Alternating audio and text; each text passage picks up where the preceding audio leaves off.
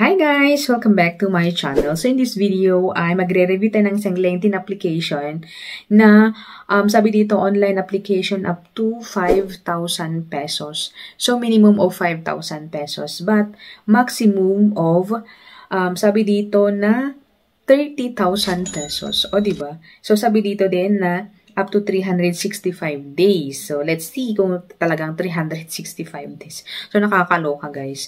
So, before we go on, sa mga hindi pa nag-subscribe, ay mag-subscribe na hit ang bell button para ma-update kayo sa aming videos, tutorials, and reviews.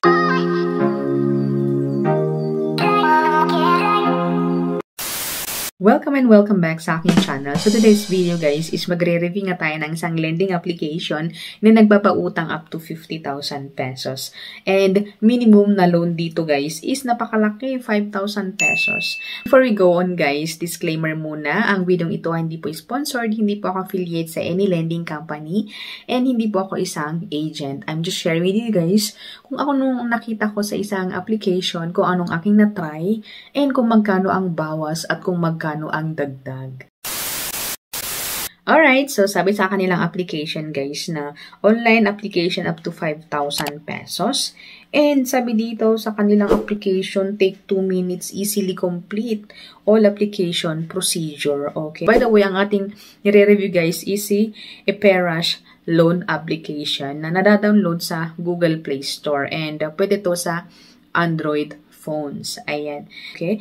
And about sa kanilang application, guys, sabi dito na loan amount, minimum range 2,000 pesos, maximum 30,000 pesos. So, pare-parehas lang sinasabi ng mga loan application, guys. Sabi dito, minimum payment is 91 days and maximum 365 days. So, sa application na ito, guys, ay titingnan natin kung ano nga ba ang katotohanan, okay?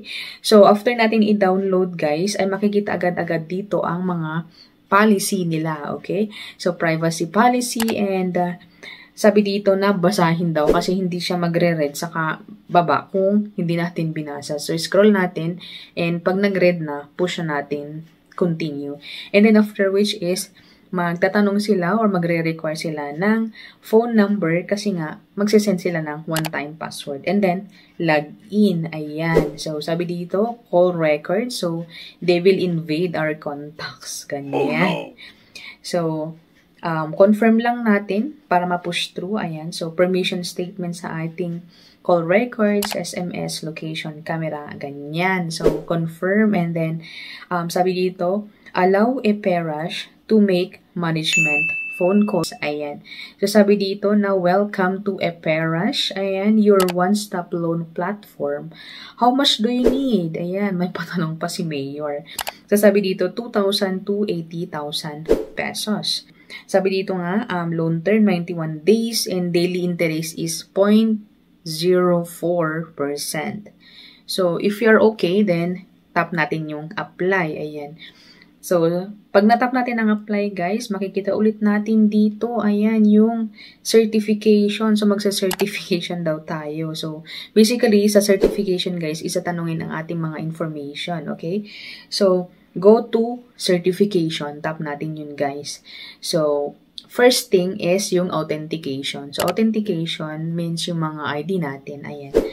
So, ang mga ID na kailangan is UMID ID, TIN ID, SSS, driver's license, ayan, passport, and Pag-ibig, PRC, PSN. Ngayon ko lang narinig yun na, voters ID, ayan, and GSIS ID, ayan. So, ilagay natin ang ating ID type, and then ID card, and of course, yung pa-selfie ni Mayor, and yung pa-picture sa ating card, okay? So, confirm natin, and then next. So, ito na ang personal authentication, first name, middle name, last name, email, gender, birthday, religion, marital, education, residence, ayan. So, ang dami-daming tatanungin, guys.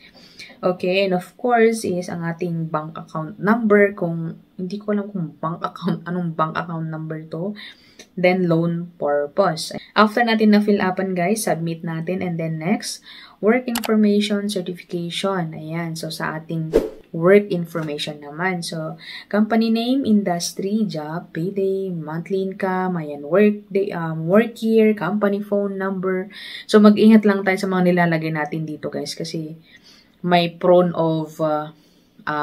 ng pagtawag-tawag, ganyan. So, harassment and everything. So, make sure na yung mga nilalagay natin dito is talagang aware sila sa mga number, of course, mga number and kung anong mga company name, ganyan. Kasi alam nyo na guys, okay, hindi ko nasasabihin, okay. Then after which is submit, ayan. So, nangangailangan sila ng contact person na 2. Kasi sa next natin is contact information authentication. Ayan, so, pagkatapos nating ilagay yung 2 contact number is, ito naman ang bubungad, bank card or bank card and then wallet. Ayan, so e-wallet and bank card. So, of course, for me is GCash kasi yun ang convenient. And ito na guys, makikita natin ang approved na loans. So, sa bungad ng application o sa dashboard ng application, makikita natin dito agad ng loan na pwede nating ma-avail is 2,000 to 80,000 pesos. Pero sa approved na amount natin guys is 3,000 pesos. Ang laki. But then, sabi dito, loan period is 7 days mga kaibigan. Actual loan receive, 1,900. And ang repayment natin, 3,210. Okay? So, ito na yung mga binawas, mga kaibigan. Okay? Cost is 1,310. Interest, 210. Service charge, 100 or 1,100. So, yun po yung mga binawas sa ating loan. So, medyo masakit sa bulsa, mga kaibigan. And take note na 7 days ang repayment nito. Okay? So, nasa inyo guys kung gusto nyo pa rin itry. Pero sa akin is medyo negative. Hindi ko po siya maire-recommend sa inyo guys. Lalong-lalo na sa mga talagang nangangailangan. Kasi nga 7 days ang payment period niya. Kailangan 7 days babayaran natin. Or else, may mga consequences po na magaganap. Ganyan. So, ayun po ang iPerash and I hope na na-enlighten yung mga nagbabalak dyan. So, anong masasabi nyo? Gusto nyo pa rin bang subukan or hindi? So, thank you for watching and I hope to see you on my next video. Bye! Oops, wait lang guys. Huwag niyo munang i-off ang video ito kasi meron akong special announcement. Simula ngayong December ay magkakaroon po tayo ng pag-giveaway. So make sure na nakasubscribe kayo sa channel na ito and nakafollow kayo sa aking Instagram. And of course ay mag-comment kayo sa video ng aking mga videos para mapabilang kayo sa mga paraffle.